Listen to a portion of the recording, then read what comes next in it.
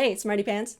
In this short video, I'm going to go over 9 different tips to help you save big money on prescription drug cost. Be sure to watch to the end, as some of these you'll have heard of before, but some of them you wouldn't, and I want you to save money on your prescription drugs.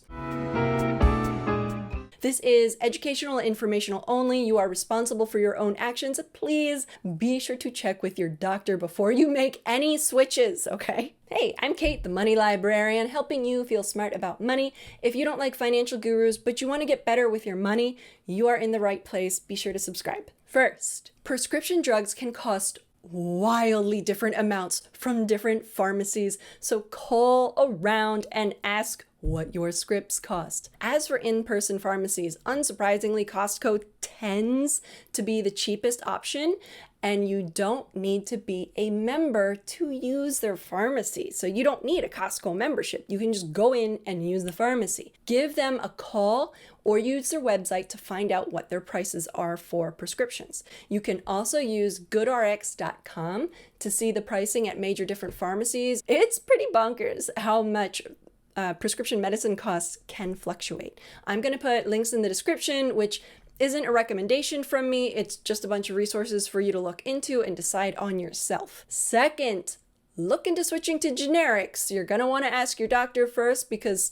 sometimes there is a difference between the name brand and the generic, or for whatever your particular issue is. But if there's no difference in the medicine and your doctor's like, yeah, go for it, then why would you pay for name brand when the generic is just as good? Third, if you get 30-day supplies, see if you can save money by changing to a 90-day supply. This is going to depend on your insurance and whatnot, but you can just call your pharmacy and ask them, how much would it cost if I switched to a 90-day script instead of a 30-day? Sometimes the prices are different because you're getting it in bulk. It's really weird. I have a 24 easy money moves checklist to help save money, stress less, get more financially confident. Link in the description. 4. If you do have to use a name brand drug, there are actually a lot of programs to help you out, usually from either the drug maker themselves or your state. So check out, link in the description again, needymeds.org to find out what options you have available for you and the drugs that you're looking to get a better cost for. And it's probably not a bad idea, in case Needy Meds isn't updated, to actually check with your state itself and the drug manufacturer themselves if you can't find something on Needy Meds, which I mean really was, I was truly impressed with the thoroughness of that website. 5th, and counterintuitively, go check out a community or grocery store pharmacy. I know that sounds bonkers. I know it's easy to overlook these small town pharmacies given the Goliaths of Costco, CVS, Walgreens, Amazon, all that kind of stuff. And you may think that the big chains have bigger buying power, so wouldn't they have better prices? Haha.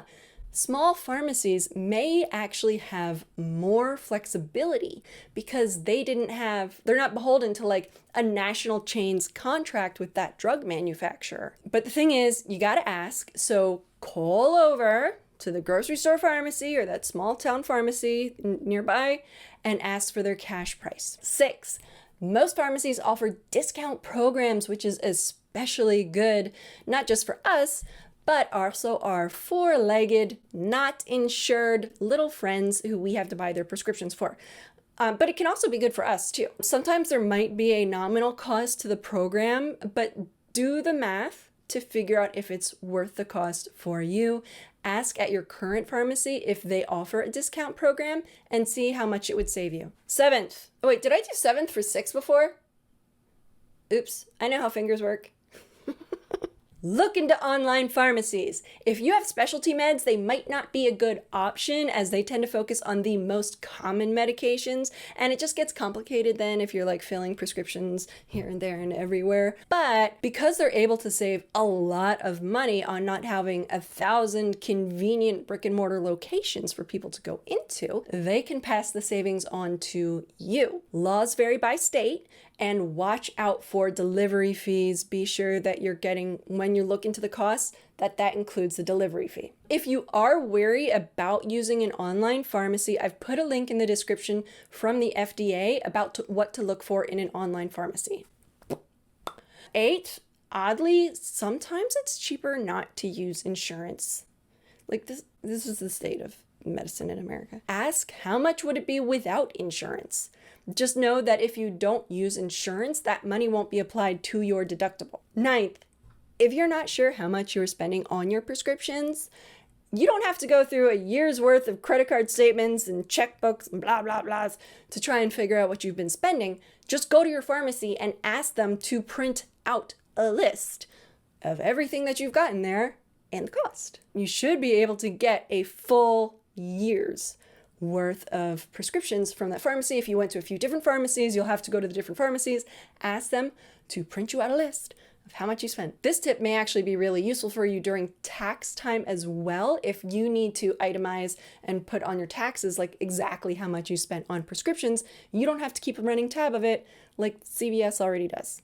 Let me know in the comments if something you learned here worked for you, and share this video with someone you know who might be interested in paying less for their meds. Cheers!